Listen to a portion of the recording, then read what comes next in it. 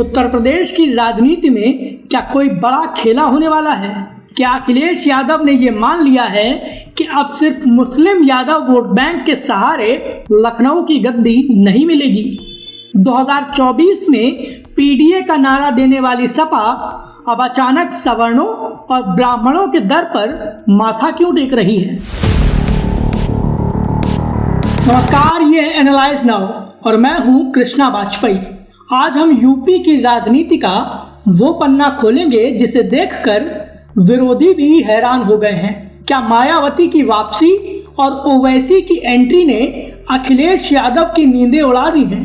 चलिए डिकोड करते हैं 2027 का वो चुनावी गणित जो समाजवादी पार्टी और अखिलेश यादव के तेवर और कलेवर में बड़े बदलाव लाने का संकेत दे रहा है।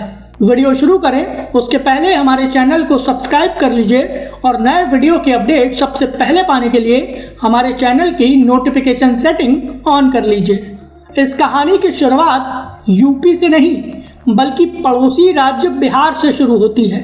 बिहार के विधानसभा चुनाव में आरजेडी और कांग्रेस ने पूरी ताकत झोंकी थी और मकसद ये था कि मुस्लिम वोटों का ध्रुवीकरण हो, लेकिन नतीजा निकला ढाक के 3 पार। बिहार विधानसभा चुनाव में मुस्लिम वोटों के एकजुट होने के बावजूद एनडीए की सरकार एक बार फिर से बन गई और ये बात केवल बहुमत मिलने तक सीमित नहीं रही, क्योंकि बिहार के विधानसभा चुनाव में बीजेपी जेडीयू के गठबंधन को 3/4 से ज्यादा सीटें मिल गई। मतलब ये कि विपक्षी दलों का सुपड़ा साफ हो गया। बिहार विधानसभा चुनाव में जो कुछ हुआ उससे अखिलेश यादव एक बात भली भांति समझ गए कि केवल मुस्लिम वोटों के सहारे सत्ता की गारंटी नहीं है और बिहार चुनाव ने एक ऐसी राजनीतिक चेतावनी जारी की है कि अखिलेश यादव की समाजवादी पार्टी का मुस्लिम यादव समीकरण पूरी तरीके से हिल गया है। अखिलेश यादव के राजनीतिक सपनों पर डबल अटैक हुआ है और ये अटैक मायावती और ओवैसी की पार्टी की तरफ से हुआ है, जिसके चलते यूपी की राजनीति में अखिलेश यादव और समाजवादी पार्टी की जड़ें हिल गई हैं। बिहार विधानसभा चुनाव में ओवैसी की पार्टी ने आरजेडी और कांग्रेस का खेल खराब कर दिया था। इसके अलावा महाराष्ट्र के निकाय चुनावों में भी ओवैसी की पार्टी ने पूरी ताकत झोंकी थी, जिसका उसको काफी हद तक फायदा भी मिला था।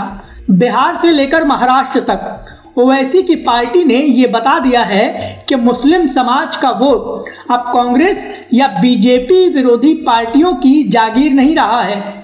इसके अलावा असदुद्दीन ओवैसी के भाई अकबरुद्दीन ओवैसी ने ऐलान कर दिया है कि वो इस बार यूपी के चुनावों में ताल जरूर ठोकेंगे और यूपी की राजनीति में AIMIM का परचम लहराएंगे। और ओवैसी का यूपी में एंट्री मारना अखिलेश यादव के लिए एक रेड अलर्ट माना जा रहा है। अखिलेश यादव के लिए चुनौती वाला दूसरा फैक्टर मायावती है। साल 2024 के लोकसभा चुनाव में अखिलेश यादव ने पीडीए यानी पिछड़ा, दलित और अल्पसंख्यक वाला कार्ड चला था और अखिलेश यादव को यूपी की राजनीति में इस पीडीए कार्ड का काफी फायदा भी हुआ था। नतीजा ये कि यूपी की राजनीति में बीजेपी हाफ हो गई थी और समाजवादी पार्टी ने अब तक का सबसे बेहतरीन प्रदर्शन किया था। लेकिन मायावती जिस तरीके से लगातार एक्टिव हो रही हैं, ये अखिलेश यादव के लिए एक बड़ी समस्या बन गया है। क्या आपने एक बात गौर की?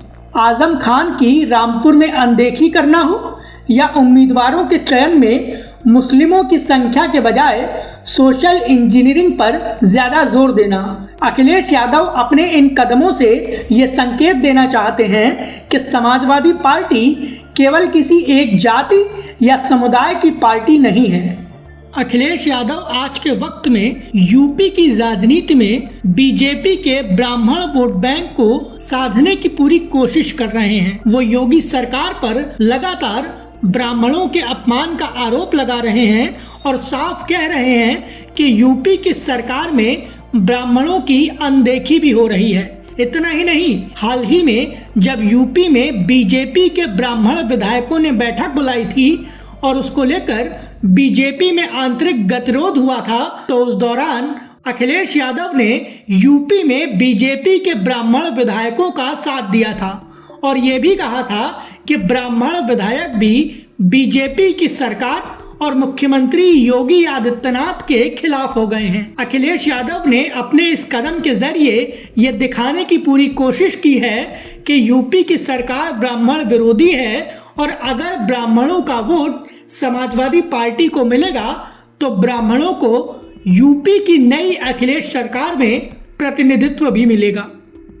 भगवान परशुराम की मूर्तियां और सवर्णों को लुभाने की कोशिश ये साफ बता रही है कि अखिलेश यादव समझ चुके हैं कि अगर यूपी में राजनीति करनी है तो ब्राह्मणों को अपने पाले में लाना ही होगा।